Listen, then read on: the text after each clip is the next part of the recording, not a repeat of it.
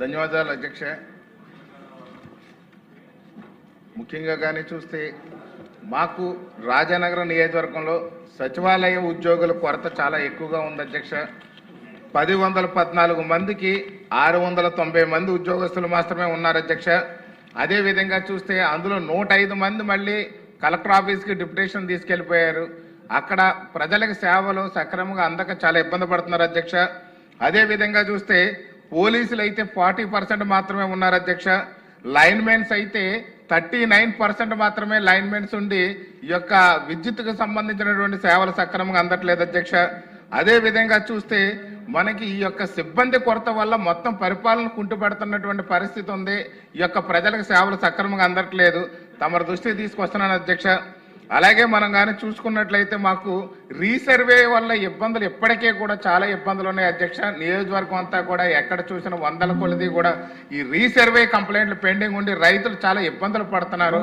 పూర్తి స్థాయిలో సిబ్బంది కూడా సమర్థవంతంగా ఆ యొక్క సమస్యను పరిష్కరించడంలో కొంచెం జాప్యం జరుగుతుంది అధ్యక్ష. అది తమ దృష్టికి తీసుకొస్తున్నాను.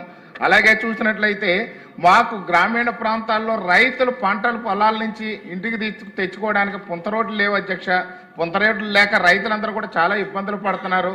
అదే విధంగా చూస్తే అగ్రికల్చర్ మార్కెట్ కమిటీ ఏఎంసీ ఏదైతే ఉందో దాని నిధులు కూడా ఉండి కూడా ఆ నిధుల ద్వారా కూడా పుంతల రోడ్డు వేసేవారు.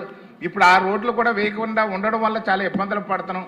ఈ యొక్క అగ్రికల్చర్ మార్కెట్ కమిటీస్ అన్ని డబ్బులు వసూలు చేస్తున్నారు తప్ప ఆ దాని ద్వారా మాత్రం ప్రజలకు పుంత రోడ్లు మాత్రం రైతులకి అందట్లేదనే విషయం తమ దృష్టికి తీసుకొస్తున్నాను. అదే విధంగా పలుమార్లు ఇప్పటికీ తీసుకొచ్చాను అధ్యక్ష. Sathya Sai drinking water Sathya Sai drinking water విషయం సమస్య అధ్యక్ష.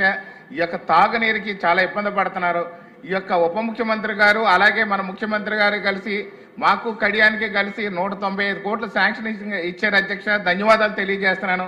కానీ కోరుకొండ మండలం, సీతానగరం మండలం, ఈ యొక్క గోకవరం మండలం కూడా కలిపితే ఈ సత్యసాయి డ్రింకింగ్ వాటర్ సక్రమంగా అందక ప్రజలు నానావస్థలు పడుతున్నారు.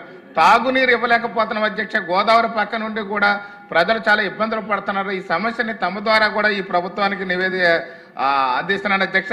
చివరిగా ఒక విషయం అధ్యక్ష, ఈ యొక్క మనకి స్పీడ్ డూయింగ్ పేరుతో ఈ యొక్క గౌరవ ముఖ్యమంత్రి గారు, ఉప ముఖ్యమంత్రి గారు అలాగే నారా లోకేష్ గారు అన్ని చోట్ల మంచి మంచి ఇండస్ట్రీస్ తీసుకొస్తున్నారు అధ్యక్ష. ఈ యొక్క మా తూర్పుగోదావరి జిల్లా ఎక్కడ వెనకబడి ఉండిపోతుంది అధ్యక్ష. అటు విశాఖపట్నం తీసుకొస్తున్నారు, ఇటు తిరుపతి తీసుకెళ్తున్నారు, అటు నెల్లూరు సైడ్ తీసుకొస్తున్నారు, అమరావతి డెవలప్ చేస్తున్నారు. కానీ తూర్పుగోదావరి జిల్లాకు మాత్రం ఆ యొక్క పశ్చిమ గోదావరి తూర్పుగోదావరి మధ్యలో మాత్రం ఎలాంటి డెవలప్మెంట్స్ చేయట్లేదనేది ప్రజల యొక్క ఆవేదన అధ్యక్ష. తమ దృష్టిలో ఈ యొక్క ప్రభుత్వానికి కొంచెం తెలియజేసి మా ప్రాంతంలో కూడా కొన్ని పెద్ద పెద్ద ఇండస్ట్రీస్ ఏదైనా కనీసం 2-3 అయినా వస్తేనే కానీ నిరుద్యోగుల సమస్య తీరదనే విషయం తమ దృష్టికి తీసుకొస్తారు.